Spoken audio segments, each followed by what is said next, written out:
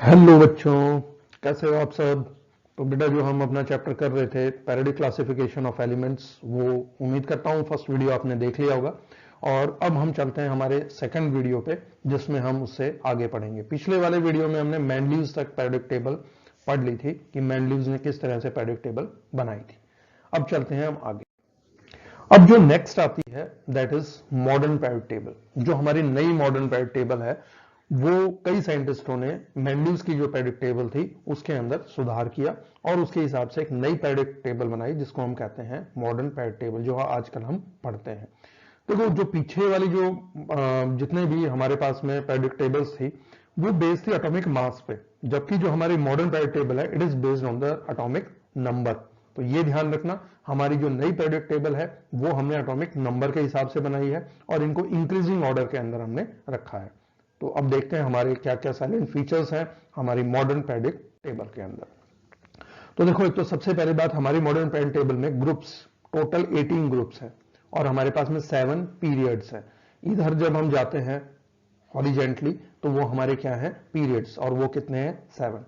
और ऊपर से नीचे की तरफ जब हम मूव करते हैं वर्टिकली तो वो क्या है, हमारे group numbers. Total group number कितने हैं हमारे, 18। तो इस तरह से हमने पूरी जो नई पैरेडिक टेबल है और उसको जो क्लासिफाई किया है वो किस प्रिंसिपल के ऊपर किया है कि जो chemical and physical properties of element होती हैं वो पैरेडिक फंक्शन होती हैं of their atomic number. Periodic function का मतलब क्या है, रिपीटेशन इन द प्रॉपर्टी। उनकी प्रॉपर्टी में जो रिपीटेशन आती है वो किसके कारण है, due to their same valence electron. तो हमने जो नई पैरेडिक टेबल बनाई है वो किस बेस पे है, on the basis of their atomic number. यहां पे जैसे एक ग्रुप में जितनी भी एलिमेंट्स हैं उनकी प्रॉपर्टीज ज्यादातर एक जैसी होती हैं, तो इसीलिए हमने उनका एक ग्रुप बना दिया। इसी तरह से सेकंड ग्रुप है, इसकी प्रॉपर्टीज इन एलिमेंट्स की एक जैसी होगी।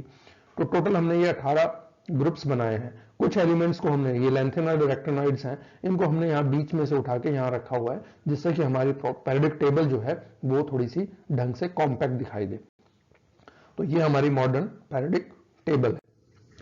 अब जो हमने क्लासिफिकेशन किया है एलिमेंट्स का, जो हमारा ग्रुप फर्स्ट है उसके अंदर जो हमारा एक्सट्रीम लेफ्ट पे है उसको हम कहते हैं एल्कली मेटल्स। ये एल्कली मेटल्स क्यों कहा गया है, क्योंकि ये बेस है। ज्यादातर जितने भी मेटल्स हैं वो सारे बेसिक होती हैं। तो लिथियम है, सोडियम है, पोटेशियम है, रुबिडियम है, सीजियम है, फ्रांशियम है, ये सारे हमारे फर्स्ट ग्रुप के अंदर है। इसी तरह से जो हमारा सेकंड ग्रुप है that is called alkaline earth metal, क्योंकि ये ज्यादातर जितनी है ये भी बेसिक है, पर ये कहां से मिलती है, अर्थ के क्रस्ट से, अर्थ के अंदर से मिलती हैं, तो इसीलिए हमने इनको क्या कहा है, एल्कलाइन अर्थ मेटल। जो थर्ड ग्रुप से लेकर 12 ग्रुप है इनको हम कहते हैं ट्रांजिशन एलिमेंट। और ग्रुप 18 जो है वो हमारा कहलाता है नोबल गैस, जिसके अंदर हीलियम है, नियॉन है, आर्गन है, क्रिप्टन है, जिनॉन है, रेडॉन है। इनको हमने ग्रुप 18 को नोबल गैस इसलिए कहा है कि इनकी आउटर मोस्ट ऑर्बिट में एक इलेक्ट्रॉन है। ठीक है, तो ये क्या करते हैं, या अगर मान लो फर्स्ट वाली है के, तो उसके अंदर उसके पास में 2 इलेक्ट्रॉन होंगे, जैसे हीलियम है। तो ये जल्दी से इलेक्ट्रॉन्स ना तो गेन करती हैं ना लूज करती हैं, और जल्दी से किसी के साथ रिएक्ट भी नहीं करती, इसीलिए इनको हमने क्या कहा है, नोबल गैसेस। मैंने आपको नीचे दिखाया था टेबल के अंदर कुछ एलिमेंट्स हमने अलग निकाल के रखी हुई हैं, तो उनको हम कहते हैं inner transition element, transition element के अंदर की। और ट्रांजिशन एलिमेंट कौन सी है, 3rd to 12 ग्रुप। फर्स्ट ग्रुप एल्कली मेटल है, second group alkaline earth metal है, 3 से 12 तक जो है दैट इज ट्रांजिशन एलिमेंट, और 18 ग्रुप को हम कहते हैं noble gas. Now what is the cause of periodicity of element, की जो एलिमेंट की प्रॉपर्टीज हैं वो सेम क्यों है एक ग्रुप के अंदर, तो उसका कारण है due to the same valence electron. जो उनका कॉज है, जो पेरियोडिसिटी का उनका कारण है, या रिपीटेशन इन द प्रॉपर्टी का जो कारण है, वो क्या है कि उनकी आउटर मोस्ट ऑर्बिट में same number of valence electron है आउटर मोस्ट ऑर्बिट में। ठीक है, तो उसके कारण ही इनकी प्रॉपर्टीज में क्या होता है, रिपीटेशन। नाउ ये कुछ ट्रेंड्स हैं जो पैरियोडिक टेबल में दिखाई देंगे, इनको एक एक करके हम पढ़ेंगे कि जैसे ऊपर से नीचे जाते हैं एटॉमिक रेडियस इंक्रीज होता है और इधर की तरफ जाएंगे तो डिक्रीज होगा। ऐसे ही जो इधर की तरफ जाएंगे तो इधर जो हमारे लेफ्ट साइड है उसके अंदर मेटल्स ज्यादा हैं, और इस साइड में जो होंगी वो सारी क्या है, नॉन मेटल्स। तो ये जितनी भी प्रॉपर्टीज हैं, आयनेशन एनर्जी क्या होती है, मेटेलिक कैरेक्टर क्या है, एटॉमिक रेडियस क्या है, वो हम एक एक करके पढ़ेंगे। तो ये हमारी कुछ साइलेंट फीचर्स हैं जो हमारे मॉडर्न पैरियोडिक टेबल है, उसके अंदर हमारे 7 हॉरिजेंटल रोज हैं जिनको हम पीरियड्स कहते हैं, 8 वर्टिकल कॉलम्स हैं जिनको ग्रुप्स कहते हैं। इसी तरह से हमने अपनी पूरी पीरियड टेबल जो है वो बनाई हुई है, और जो सबसे शॉर्टेस्ट हमारा पीरियड है वो हमारा फर्स्ट पीरियड है जिसके अंदर 2 एलिमेंट है, और जो लॉन्गेस्ट है वो हमारा 6th है जिसमें 32 एलिमेंट है। तो एक एक करके अब हम उनकी प्रॉपर्टीज जो है वो पढ़ेंगे। तो सबसे पहले आती है ऑर्बिट।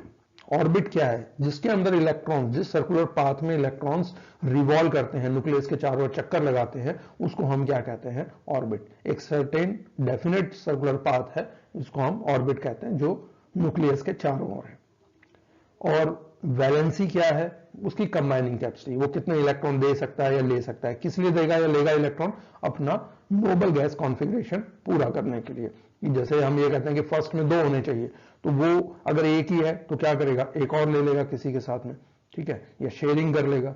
अगर मान लो किसी के बाहर वाली शेल में आउटर मोस्ट में अगर 5 है तो वो क्या करेगा? 8 करने के लिए 3 ले लेगा। तो इस वो जो उसके लेने या देने की, जो कंबाइन करने की जो उसकी कैपेसिटी है, दैट इज कॉल्ड वैलेंसी।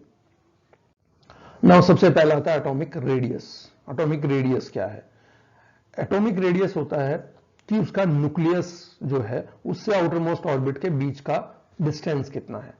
और हमें ज्यादा इसमें डीप में नहीं जाना है, सिर्फ आपने ये याद रखना है, जब हम ऊपर से नीचे जाते हैं तो एटॉमिक रेडियस इंक्रीज होता है, यानी साइज बढ़ता है, क्योंकि शेल्स बढ़ रही हैं, ऑर्बिट्स बढ़ रही हैं। जैसे हमारा हाइड्रोजन है, इसके अंदर एक ही ऑर्बिट है, लिथियम में 2 ऑर्बिट हो गई, सोडियम के अंदर 4 ऑर्बिट हो गई। तो नीचे जैसे जैसे जा रहे हैं ऑर्बिट्स बढ़ती जा रही है, और इस साइड में अगर हम मूव करेंगे तो साइज डिक्रीज होगा, क्योंकि ऑर्बिट नहीं बढ़ रही, लेकिन क्या बढ़ रहे हैं? इलेक्ट्रॉन्स। तो इलेक्ट्रॉन्स जितने बढ़ते जाएंगे न्यूक्लियस का अट्रैक्शन उतना ही उसके साथ ज्यादा हो जाएगा, तो साइज छोटा हो जाएगा, ठीक है। तो इधर जा रहे हैं तो साइज ऊपर से नीचे क्या हो रहा है? इंक्रीज। और जब हम लेफ्ट टू राइट जा रहे हैं तो एटॉमिक रेडियस क्या हो रहा है? डिक्रीज, ठीक है। तो ये चीज आपने ध्यान रखनी है। अब जैसे ये ग्रुप है तो इसमें सबसे बड़ा साइज किसका होगा? फ्रांशियम का। और सबसे छोटा किसका होगा? हाइड्रोजन का। इस ग्रुप के अंदर सबसे छोटा साइज बेरिलियम का और सबसे बड़ा साइज रुडिलियम का। तो इस तरह से ग्रुप्स में ऊपर से नीचे जाते हैं साइज बढ़ता है। अगर हम कंपेयर करें लिथियम और बोरोन को, तो लिथियम का साइज बड़ा होगा, बोरोन का छोटा होगा, क्योंकि जब हम यूं जा रहे हैं तो साइज क्या हो रहा है? डिक्रीज। ऐसे ही आपका पोटेशियम है, कैल्शियम है, स्कैंडियम है, तो सबसे बड़ा साइज किसका होगा? पोटेशियम का। फिर ये घटता जाएगा, जैसे जैसे इधर मूव करेंगे साइज घटता जाएगा। और आपने ग्रुप्स के एलिमेंट भी याद रखने हैं। जैसे ये फर्स्ट ग्रुप है, इसमें कौन कौन से एलिमेंट है? हाइड्रोजन है, लिथियम है, सोडियम है, पोटेशियम है, रुबिडियम है, सीजियम है, फ्रांशियम है। इसी तरह से आपके सेकंड ग्रुप में बेरिलियम है, मैग्नीशियम है, कैल्शियम है, स्ट्रोंशियम है, रुडिलियम है, ठीक है। इसी तरह से हमारा नोबल गैस है, helium, neon, argon, krypton, xenon, radon. तो ये सारे हमारे इस 18 ग्रुप के अंदर है। तो ये आपने बिल्कुल क्लियर रखना है। एटॉमिक रेडियस क्या है? न्यूक्लियस से जो बाहर एटॉमिक हमारी ऑर्बिट है उसके बीच का डिस्टेंस, उनके बीच की दूरी, that is called atomic radius.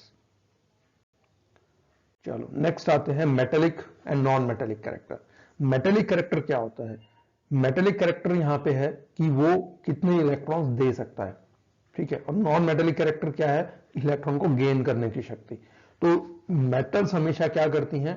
Loose करती हैं इलेक्ट्रॉन्स, और नॉन मेटल क्या करती हैं? गेन करती हैं इलेक्ट्रॉन्स। तो ये जो टेंडेंसी है, मैंने आपको बताया था लेफ्ट साइड में ज्यादातर हमारे पास क्या है? मेटल्स हैं। ये सारा यहां तक पार्ट मेटल्स का है। मोस्टली हमारे पास पेरियोडिक टेबल में जो एलिमेंट है वो क्या है? मेटल्स। 88 मेटल्स हैं और 22 नॉन मेटल्स हैं। रेस्ट जो है वो मेटलॉइड है, जो दोनों तरह की प्रॉपर्टी शो करती है, मेटल के जैसी भी और नॉन मेटल के जैसी भी। तो उनको हम बाद में देखेंगे, लेकिन सिर्फ अभी आपने ये याद रखना है what is metallic character and non metallic character. Metallic character क्या है? इलेक्ट्रॉन को देना, इलेक्ट्रॉन को लूज करना। और नॉन मेटेलिक कैरेक्टर क्या है? इलेक्ट्रॉन्स को गेन करना। तो गेन करने की जो टेंडेंसी है that is non metallic character. जैसे आपके फ्लोरीन है, क्लोरीन है, ब्रोमीन है, ये सारे गेन करते हैं, इधर वाले जितने भी हैं। और ये जो है इधर जो है मेटल्स, उनकी टेंडेंसी क्या है? इलेक्ट्रॉन को लूज करने की। तो जो लूज करने की टेंडेंसी है उसको हम क्या कहते हैं? Metallic character. तो ये दोनों चीजें आपको क्लियर हो गई होंगी, metallic character and non metallic character. ऊपर से नीचे जा रहे हैं मेटेलिक कैरेक्टर बढ़ेगा, क्योंकि साइज बढ़ेगा। साइज बढ़ेगा तो उसके देने की जो टेंडेंसी है वो इंक्रीज हो जाएगी, क्योंकि जितना साइज बढ़ता है इलेक्ट्रॉन दूर हो जाएगा न्यूक्लियस से, तो वो आराम से निकल जाएगा, लूज कर जाएगा। तो नॉन मेटेलिक कैरेक्टर, जब हम इधर जाएंगे तो नॉन मेटेलिक कैरेक्टर इंक्रीज हो रहा है, इस तरफ जाएंगे तो मेटेलिक कैरेक्टर इंक्रीज हो रहा है। अब जैसे मान लो आपसे पूछे लिथियम और बोरोन में से कौन ज्यादा मेटेलिक है, तो वो लिथियम है, क्योंकि इसका साइज बड़ा है। आपने साइज का ध्यान रखना है, जिसका साइज बड़ा होगा उसका मेटेलिक कैरेक्टर भी ज्यादा होगा। तो ऊपर से नीचे जा रहे हैं, साइज बढ़ रहा है तो मेटेलिक कैरेक्टर भी क्या हो रहा है, इंक्रीज। तो ये दोनों प्रॉपर्टी आपको क्लियर हो गई होंगी। नेक्स्ट वाले के अंदर हम आयनेशन एनर्जी, इलेक्ट्रोनेगेटिविटी वो करेंगे और कंपैरिजन करेंगे कि हमारी मॉडर्न पीरियड टेबल मेंडलीव्स की पीरियड टेबल से किस तरह से भिन्न है और क्या क्या उनके अंदर सिमिलरिटीज है। ठीक है, तो आप इनको अपनी नोटबुक्स में जरूर लिख लेना। हमारा जो मॉडर्न पीरियड टेबल है उसका क्या प्रिंसिपल था, ठीक है, तो वो चीजें आपने करनी है। तो हमने आज जो पढ़ा है, एक तो मॉडर्न पीरियड टेबल, पेरियोडिसिटी क्या होती है, एटॉमिक रेडियस, वैलेंसी क्या होती है, ये दोनों नीचे वाले जो पॉइंट्स हैं ये हम अपने नेक्स्ट वीडियो में करेंगे, आयनाइजेशन एनर्जी एंड इलेक्ट्रोनेगेटिविटी।